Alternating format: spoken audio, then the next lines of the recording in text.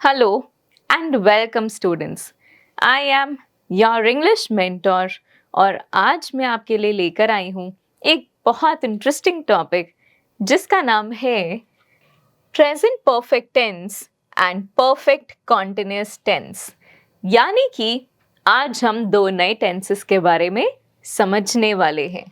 तो पहले आपके सामने आएंगे एक प्रेप टाइम एक्सरसाइज जो आपको प्रैक्टिस करनी है आपके क्लासमेट्स के साथ में।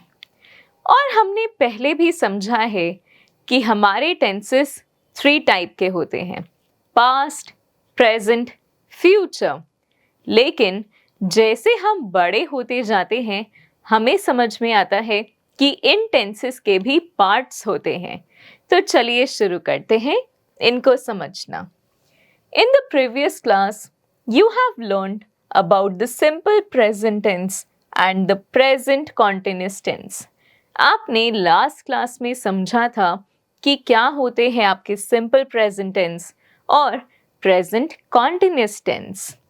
In this chapter, we will learn about the present perfect tense and the present perfect continuous tense. आज हम इनके बारे में समझेंगे। तो चलिए शुरू करते हैं हमारे आज के पहले टेंस से। Present perfect tense. The present perfect tense is used to indicate a link between the present and the past. ये टेंस हमारी मदद करता है लिंक करने में प्रेजेंट और पास्ट को। The time of action is before now but not specified. तो जब ये एक्शन परफॉर्म हुआ था तो वो पास्ट था, लेकिन वो अभी भी हमारे लिए स्पेसिफाइड नहीं है कि कब था पास्ट में। यानी कि ये काम हो तो चुका है लेकिन पास्ट में। अब पास्ट में कब?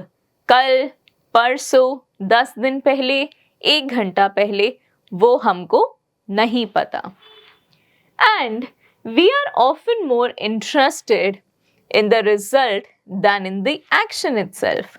और हम भी उस मोमेंट से ज़्यादा एक्शन में इंटरेस्टेड होते हैं कि हुआ क्या था, ना कि वो कब हुआ था। So, examples are, I have visited the new science museum, कि मैंने नया साइंस म्यूजियम देखा है। अब लिसनर ज़्यादा इंटरेस्टेड होगा ये जानने के लिए कि उस म्यूजियम में क्या था और ना कि ये समझने में कि आप एग्जैक्टली कब गए थे museum. She has completed her project.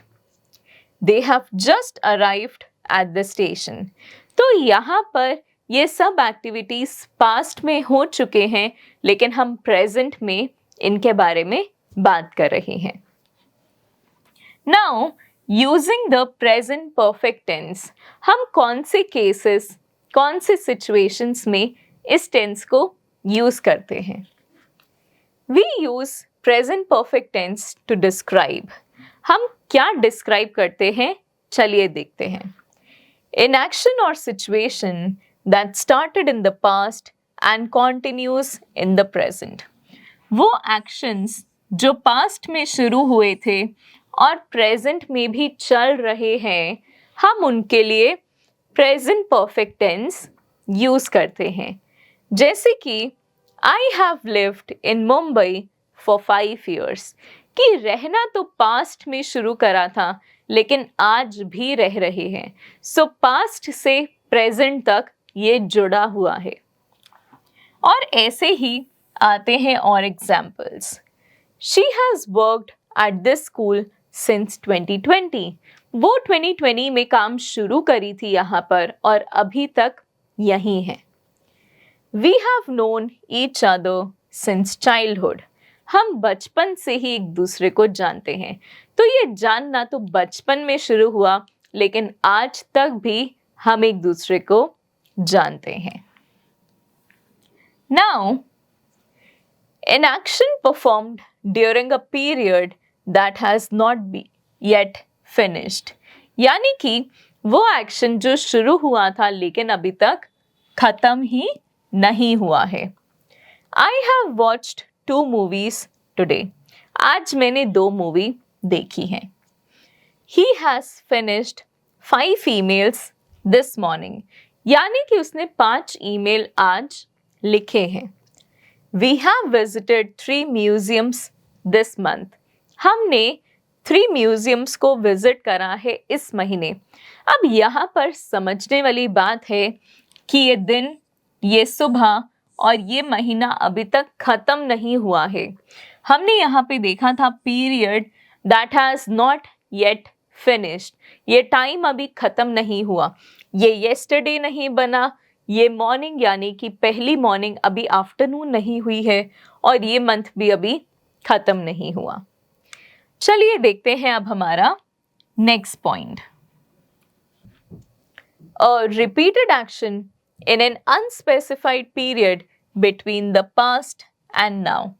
कोई भी ऐसा रिपीटेड एक्शन जो कि अनस्पेसिफाइड पीरियड में हुआ है, वो भी पास्ट और आज के बीच में।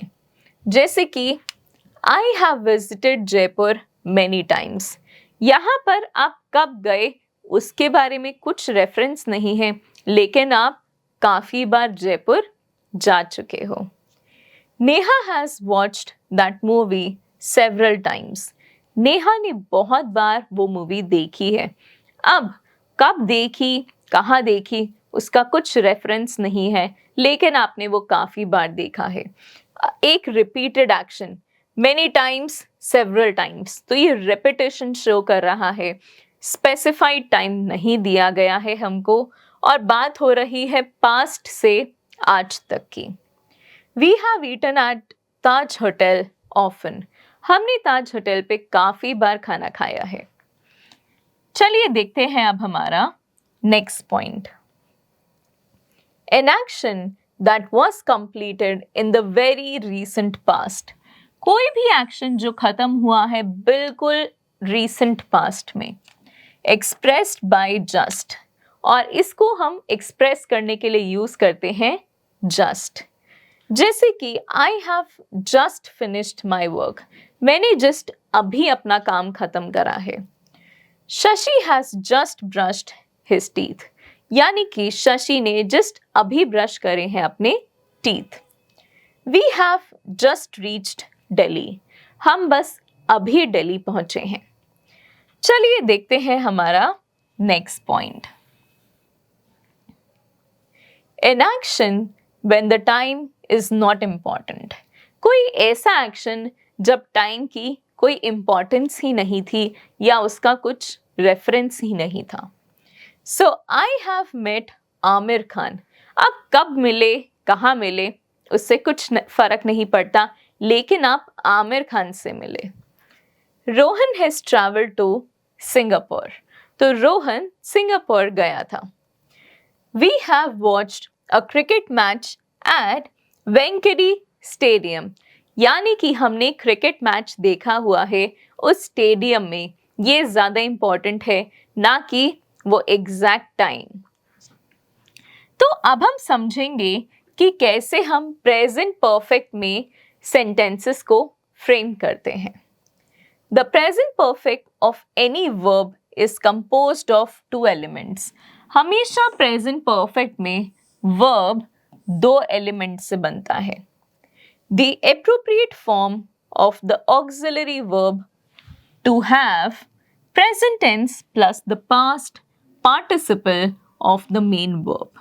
यानी कि हमको past participle third form use करनी है verb की, और साथ में आएगा हमारा have। The past participle of a regular verb is base plus ed।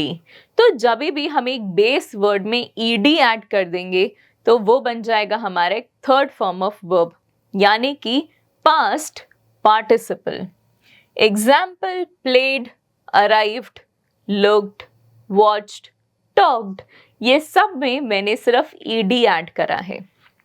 चलिए देखते हैं एफर्मेटिव में सब्जेक्ट अगर शी हो तो हम हैज यूज करेंगे और उसमें ऐड करेंगे हम हमारा third form of verb visited.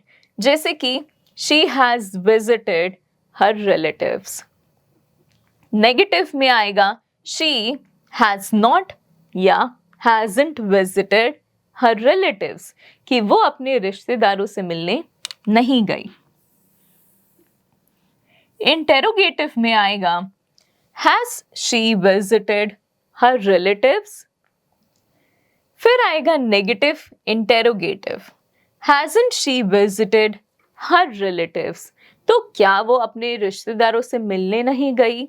तो हमने hasn't not यूज करा क्योंकि नेगेटिव था, she को she के जगह पर रखा और visited हमारा कोई भी सिचुएशन में चेंज नहीं हुआ. तो चलिए अब हम बढ़ते हैं आगे और देखते हैं हमारा present perfect continuous tense. The present perfect continuous tense is used to refer to an unspecific time between before now and now. यानी कि पहले और अभी के बीच का जो टाइम है हम उसको रेफर करते हैं हमारे प्रेजेंट परफेक्ट कॉन्टिन्यूअस टेंस में. The speaker is thinking about something that started but perhaps did not finish in that period of time. तो जब कोई बोलता है कि कोई भी एक्शन शुरू तो हुआ था लेकिन खत्म नहीं हुआ, तो वो बात कर रहा होता है प्रेजेंट परफेक्ट कॉन्टिन्यूअस टेंस में. Now we will underline the part something that started but या फिर perhaps did not finish in that period of time. So he or she is interested in the process as well as the result, and this process may still be going on or may have just finished. तो अब यहाँ पर जो conversation होती है वो उसके process को लेकर हो रही होती है. हो सकता है वो अभी भी चल रहा हो या हो सकता है वो जस्ट होने वाला हो. देखते हैं इसी के कुछ examples. I have been learning French for 6 months. मैं 6 महीने से यानी कि बहुत लंबे टाइम से मैं फ्रेंच सीख रही हूँ और अभी तक वो काम चल ही रहा है. She has been working at the hospital since 2022. 2022 से ही वो पास्ट में स्टार्ट कर दिए थे और आज तक भी वो काम कर रहे हैं. We have been waiting for the bus for half an hour. तो हम आधे घंटे से वेट कर रहे हैं किसकी? बस की. आधे घंटे पहले वेट करना शुरू हुआ था और वो अभी तक चल रहा है. अब हम कैसे यूज करते हैं इस टेंस को, चलिए देखते हैं. We use present perfect continuous tense to describe. हम क्या डिस्क्राइब करते हैं देखते हैं. Actions that started in the past and continue in the present. वो actions जो past में शुरू हुए थे लेकिन अभी तक चल रही हैं, उसके लिए हम इस tense को यूज करते हैं. जैसे कि she has been waiting for you all day and she is still waiting now. तो वो सुबह से ही वेट कर रही थी और अभी भी इनफैक्ट आपका वेट कर रही है. I have been working on this project since 8 o'clock this morning. तो मैं सुबह 8 बजे से ही इस प्रोजेक्ट पे काम कर रही हूँ और इनफैक्ट अभी तक भी वो खत्म नहीं हुआ है. फिर आता है actions that have just finished but we are interested in the results. तो वो actions जो just अभी खत्म हुए हैं लेकिन हमारे सामने फाइनल रिजल्ट अभी नहीं आया है. She has been cooking since last night. तो वो कल रात से ही कुकिंग कर रही है. So and the food on the table looks delicious. यानी कि ये उसका रिजल्ट होगा. It has been raining and the streets are still wet. तो अभी तक बारिश हो रही है और सड़कें गीली हैं. हमको उसका रिजल्ट दिख रहा है. Someone has been eating my chips. Half of them have gone. यानी कि किसी ने तो मेरे चिप्स खाए हैं क्योंकि उसका रिजल्ट दिख रहा है कि आधे चिप्स गायब हो चुके हैं. और अब हम देखेंगे कि कैसे हम फॉर्म कर सकते हैं प्रेजेंट परफेक्ट कॉन्टिन्यूस टेंस के सेंटेंसेस को। The present perfect continuous is made up of two elements. The present perfect of the verb to be होता है हैव और has been, and the present participle of the main verb यानी कि base plus ING, हमको सिर्फ first form के साथ में आईएनजी ऐड करना है और साथ में यूज करना है हैव बीन या हैज बीन। जैसे कि शी हैज बीन स्विमिंग, हमने यहाँ पर बेस वर्ड रखा और सिर्फ आईएनजी ऐड करा। एफर्मेटिव होगा she has been running, negative होगा she has not been running, interrogative होगा हैज शी बीन रनिंग, और इंटेरोगेटिव नेगेटिव होगा हैजंट शी बीन रनिंग, क्या वो भाग नहीं रही। अब इन्हीं के ऊपर, इन सब कॉन्सेप्ट्स के ऊपर ही हमारी कुछ एक्सरसाइजेस हैं। तो क्या आप रेडी हैं इनको सॉल्व करने के लिए मेरे साथ? यस। तो चलिए शुरू करते हैं। Fill in the blanks with the correct form of the verb. हमको इन सब ब्रैकेट्स को फिल करना है एक सही फॉर्म ऑफ वर्ब से। She dash visit Paris 3 times, उसने पेरिस को 3 बार देखा है। ये एक रिपीटेड एक्शन है, तो हम लिखेंगे she has visited. I dash see that movie before. I have seen that movie before. मैंने ये मूवी पहले भी देखी हुई है। और ऐसे ही आपको करने हैं बचे हुए पार्ट्स भी attempt. Now, these sentences are given in the past tense. Rewrite these sentences in the present perfect tense. तो ये सारे sentences दिए गए हैं हमको past tense में और हमें इनसे बनाने हैं present perfect tenses. So, they finished their homework. They have finished their homework. Students, हमने have ऐड करा है इसको present perfect में लाने के लिए।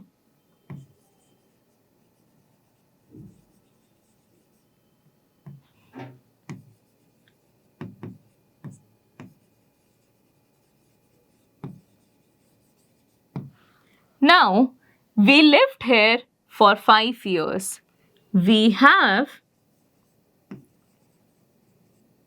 lived here for 5 years. हम यहाँ पे 5 साल से रह रहे हैं और ऐसे ही आपको करने हैं बचे हुए 5 attempt. Now, read the incomplete sentences and complete them by using present perfect continuous form of suitable verbs. Use for or since to complete the sentences. तो स्टूडेंट्स यहाँ पर हमारे सेंटेंसेस इनकम्प्लीट हैं और हमें सही टेंस को यूज करके इनको कंप्लीट करना है और हम चाहें तो for और since भी यूज कर सकते हैं। So she began to play tennis 3 years ago. So she dash tennis dash 3 years. She has been playing tennis for 3 years. So she has played tennis for 3 years. उसने 3 साल से ही tennis खेला है। Now, Rehman began to watch the film an hour ago. He is still watching it. तो क्योंकि ये action already going on है, इसीलिए हमें कॉन्टिन्यूस यानी कि यहाँ पर हमको प्रेजेंट परफेक्ट कॉन्टिन्यूस फॉर्म लगानी होगी। तो हम लिखेंगे Rehman has been watching. I'll write it here. Watching the film for an hour, कि वो 1 घंटे से इस मूवी को देख रहा है। और ऐसे ही करने हैं आपको बचे हुए 5 अटेम्प्ट। फिर आएंगे आपके सामने कुछ ड्रिल एंड स्किल एक्सरसाइजेस, और ये था आपका चैप्टर टेंसेस के ऊपर। मैं आशा करती हूँ कि आप इसको अच्छे से पढ़ेंगे और वापस आएंगे मेरे पास नए कॉन्सेप्ट्स के लिए। Till then, take care of yourself and bye bye.